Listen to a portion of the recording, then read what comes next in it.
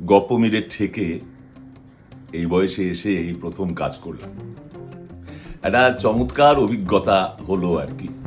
বিশেষ করে ঠেকের কেন্দ্রে যে মানুষটি, তাকে আমি চিনি বহুকাল, ঘনিষ্ঠতা হলো অতি সম্প্রতি, এবং অসামান্য একটা মানুষ। থ্যাঙ্কস। এ বিষয়ে কোনো সংশয় নেই, আর তার গুণের কথা নাই বা বললাম। এসে যেটা ভালো লাগলো সেটা হচ্ছে সহমর্মিতা। সেটি মীরের মধ্যে একদম ভরপুর রয়েছে। আর যে গল্পটা পড়া হলো সেই গল্পটা একটা অনবদ্য গল্প, মানে আমাদের একেবারে সাধারণের ধ্যান ধারণার একেবারে বাইরে অন্য রকম একটা গল্প, যেটা পড়তে গিয়ে শরীরে এবং মনে বেশ উত্তেজনা অনুভব করেছি।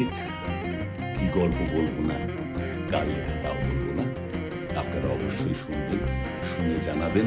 এতদিন যারা আমার পাশে ছিলেন তারা অবশ্যই আগের মতোই আমার পাশে থাকবেন, শুনবেন গপ্পমীরের ঠেক।